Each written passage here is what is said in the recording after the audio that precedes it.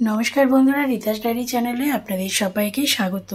বন্ধুরা, জগন্নাথ দেবের স্নানযাত্রা হয়ে গেলেও স্নানযাত্রার কিছু কথা আপনাদের সাথে শেয়ার করব।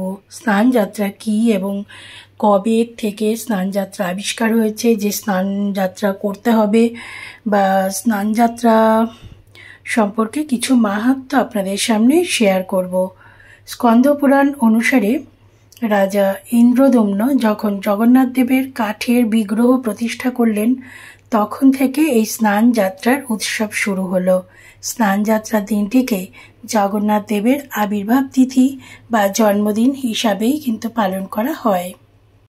পুরীতে স্নানের জন্য সোনার তৈরি এক কুয়া থেকে জল আনা হয়। জল আনার সময় পুরোহিতরা তাদের মুখ কাপড় দিয়ে ঢেকে রাখেন, যাতে জল মুখনিসৃত কোনো কিছুর দ্বারা, এমনকি তাদের নিঃশ্বাস দ্বারাও যেন দূষিত না হয়।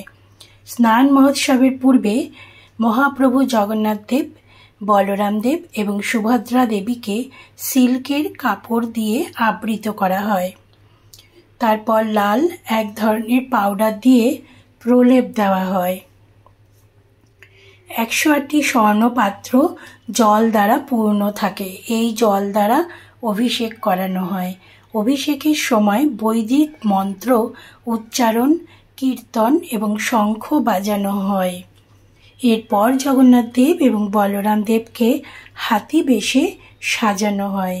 এই সময় সুভদ্রা দেবীকে পদ্ম সাজে সাজানো হয়।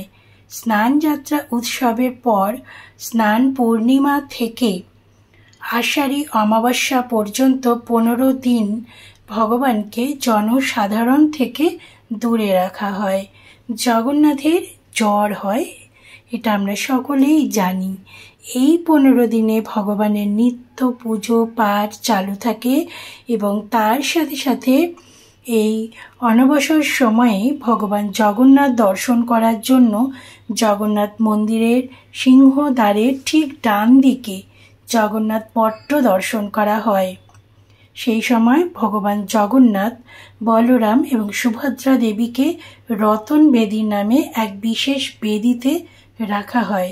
যেহেতু স্নান করানোর ফলে বিগ্রহ সমূহ বিবর্ণ হয়ে যায়, কারণ ঘোরা ঘোরা কলসি, জল, দুধ এসব ঢালতে হয়, তার ফলে বিগ্রহ কিন্তু বিবর্ণ হয়ে যায়।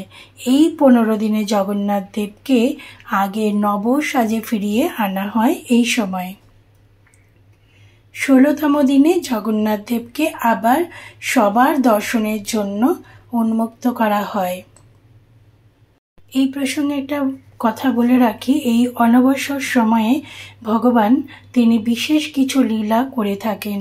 তার প্রধান কারণ হচ্ছে ভগবান তিনি সবার অগোচরে থেকে প্রত্যেকের হৃদয়ে ভগবানের প্রতি প্রেমকে তিনি আরও সমৃদ্ধি করেন।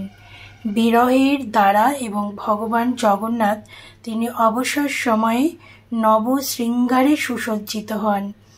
এই অনবসর সময়ে ভগবান জগন্নাথ দেবের অভিন্ন রূপকে দর্শন করার জন্য ভক্তরা ব্রহ্মগিরিতে আলালনাথ ভগবানকে দর্শন করতে যান।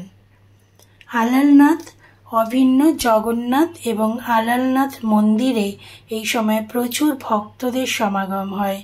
সাধারণ মানুষ যেভাবে স্নান করেন সেইভাবেই কি এই দেবতার স্নান হয়? তাই জগন্নাথ দেবের স্নানের জল আসে বদ্ধ কুয়ো থেকে, এমন কুয়ো যেখানে সূর্যের আলো পড়ে না। সেই রকম কুয়ো থেকেই সুগন্ধি জল দিয়ে প্রস্তুত করা হয় 108 ঘড়া জল। এই জলে বিভিন্ন ভেষজ ঔষধি দেওয়া থাকে বলে জানা যায়। তারপর 108 ঘড়া জল দিয়ে দেবদেবী স্নান সম্পূর্ণ হয়। কথিত রয়েছে এই জলে স্নান করেই জগন্নাথ দেবের জ্বর আসে। তিনি গৃহবন্দী হন, রথযাত্রা পর্যন্ত বিশ্রাম নেন, আর রথযাত্রার দিন আত্মপ্রকাশ করেন। রাজবেশে সামনে আসেন আমাদের মহাপ্রভু। তো বন্ধুরা, আপনাদের কেমন লাগলো এই স্নান যাত্রা সম্পর্কে জেনে? আপনারা অবশ্যই আমাকে জানাবেন, কারণ আমরা অনেকেই স্নান যাত্রায় শুনি, কিন্তু আমরা বিশেষ কিছু বুঝতে পারি না স্নানযাত্রা সম্পর্কে। তো আপনাদের কেমন লাগলো আমাকে জানাবেন অবশ্যই কমেন্ট করে। সবাই ভালো থাকবেন আর সুস্থ থাকবেন, আর কমেন্ট করবেন, শেয়ার করে দেবেন, তাহলে সকলেই জানতে পারবেন। তো বন্ধুরা, এই সম্পর্কে আরও ভিডিও পেতে আমার ভিডিওটি সাবস্ক্রাইব করবেন। আর স্নানযাত্রার আরও কিছু কথা, রথ সম্পর্কে আরও কিছু কথা আপনাদের সামনে আমি অবশ্যই শেয়ার করব এর পরের ভিডিওতে। সবাই ভালো থাকবেন, সুস্থ থাকবেন।